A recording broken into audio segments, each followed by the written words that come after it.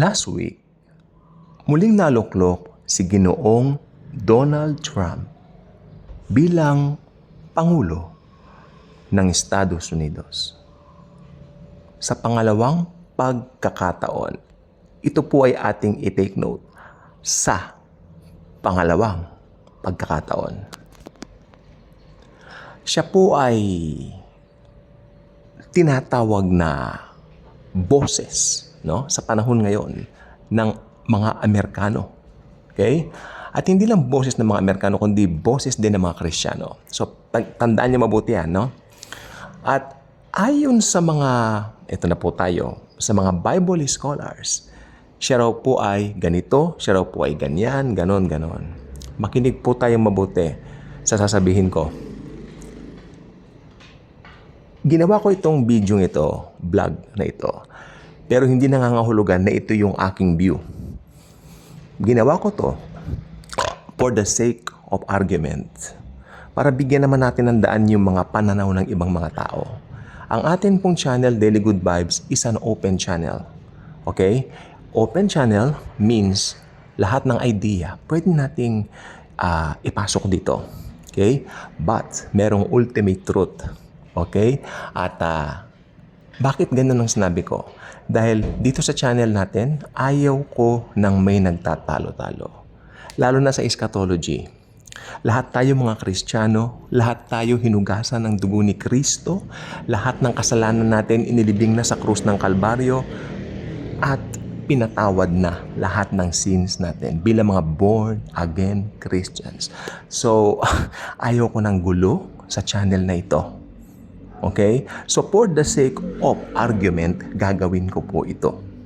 Kasi marami na po ako nakakausap na tao at medyo hindi maganda ang kanilang pananaw kay Ginoong Trump, including mga ibang Amerikano.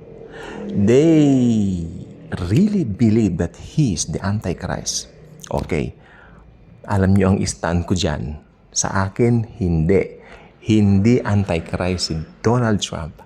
Siya ay Kristiyano na nagmamahal kay Jesus ng totoo. Pero for the sake of those people who always throw that kind of argument, let us give them a chance by stating, no, their own views regarding the Antichrist na kinukonect nila kay Ginoong Trump. Naintindihan po ninyo? Okay.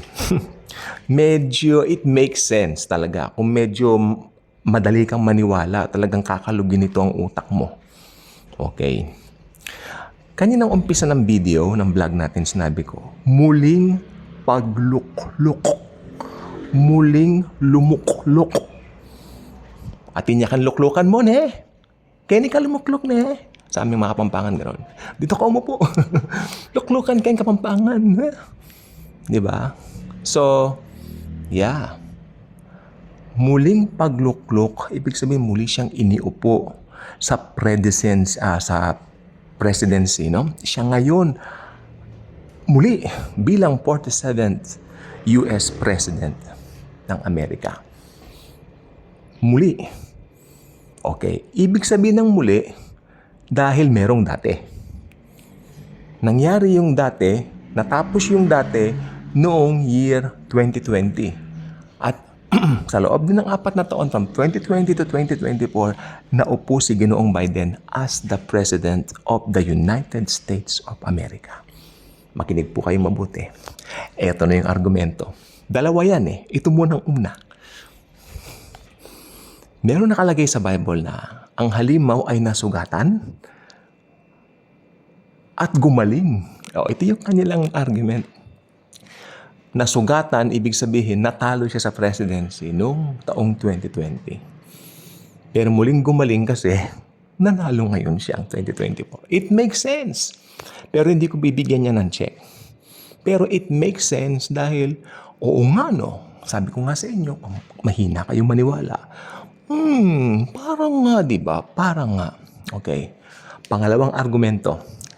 July of this year, 2024, if I'm not mistaken, Mr. Donald Trump was shot in the head. Right? It was ang tawag dito, Facebook Live and seen by many people viewing Facebook Live and YouTube and all kinds of platforms. Nakita ko po, nadaplisan po siya dito sa kanyang dito sa may malapit sa noo, sa forehead din, sa kabila, dito sa may malapit sa mata. Pero, nakaligtas siya. Oo, it makes sense, Pero hindi ko pa rin yan bibigyan ng check. Okay. Dahil ang mga similar na pangyayari, nangyari din kay Pope John Paul II. Malamang wala pa kami sa mundo noon, pero narinig ko, si Pope John Paul II ay nabaril din pero nakaligtas. 'Di ba? So, lahat ng mga ganyan ay kung titingnan mo, meron kang pwedeng ikapit, makakagawa ka nga ng doktrina na siya yung halimaw, siya yung Antikristo.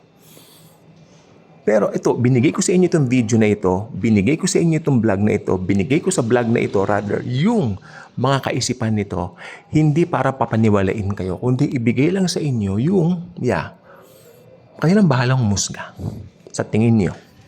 Okay? Pero yung nangyari kasi talagang malapit siya doon, di ba? Itong July lang na baril siya tapos wala naman nangyari sa kanya. Yes, it's something like, it's kung talagang medyo nabasa mo yung nabarilang halimaw tapos nakita mo yun, siya na nga ang halimaw. Meron kagad conclusion na hindi mo pinag-isipan kasi agaran kang nagtingin agad doon sa pangyayari na hindi mo man lang tinignan yung ibang konteksto sa Bible. Okay, go back to the Bible po tayo. Ito na po. Alis na tayo kay Donald Trump. Balik tayo sa Scripture. Simple lang naman sinasabi ng Thessalonians. Sabi niya, hanggat nandito yung restrainer, hindi siya marireveal. At kung titignan mo sa ibang salin, ibig sabihin, hindi siya makikilala. Hindi siya magpapakilala. Ibig sabihin, as of this moment, sa panahon natin ngayon, wala pang nakakakilala kung sino si Antichrist. Naniniwala po ko, hindi niyo pa siya nakita sa TV, hindi niyo pa nakita sa social media platforms, all platforms siya hindi niyo pa siya nakita kahit saan. Pero siya ay kilala doon sa kanyang bansa ngayon, isang bansa sa Europa. Sa revived Roman Empire. Nandoon na siya ngayon, nakahanda na po siya. At naniniwala po ko, kung talagang lilitaw na siya ngayon, magra-rapture muna at ira-rapture po tayo. Kasi, yan po ang nakalagay sa Bible, yung restrainer ang mga believers ni Jesus. Okay, tanungin ko po kayo, kanino ba ang banal na espiritu ngayon? Nasa mga born-again Christians. Nasa atin po. Okay, maluwalhati po nating i-acknowledge lagi ang presensya ng banal na espiritu.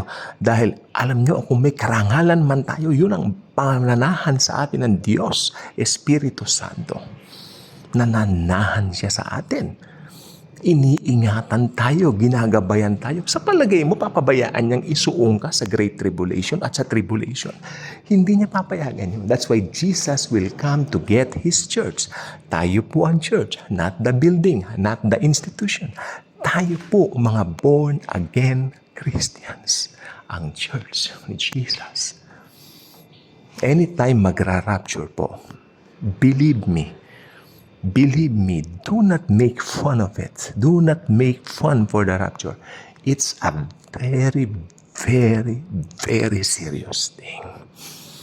It will happen anytime. Very, very soon.